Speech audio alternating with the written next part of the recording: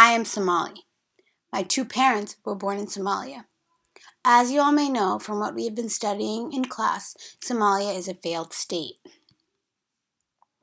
There is an ineffective government, famine, piracy, and frequent external intervention from other countries. You may be able to understand why my parents wanted to build a family in America rather than in Somalia.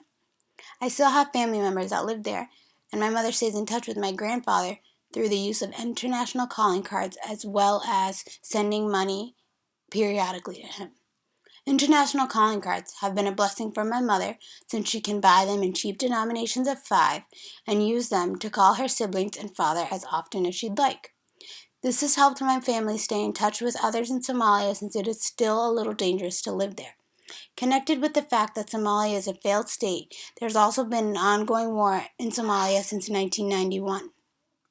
This war began when the assassination of Somalia's president in 1967 led to a dictatorship that ended at the start of the war in 1991. This war was between different leaders of separate tribes in Somalia that were struggling for power.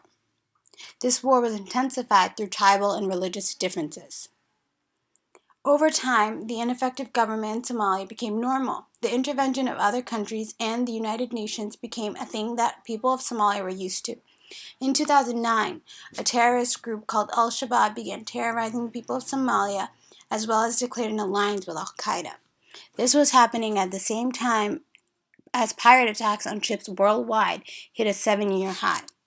In 2 regions of Somalia, the UN formally declared a famine because Al-Shabaab had banned aid from foreign agencies.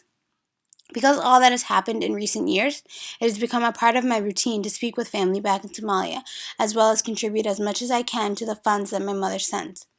Since we all go to such a diverse high school, it is fair of me to guess that a lot of us have family members that were not born in America.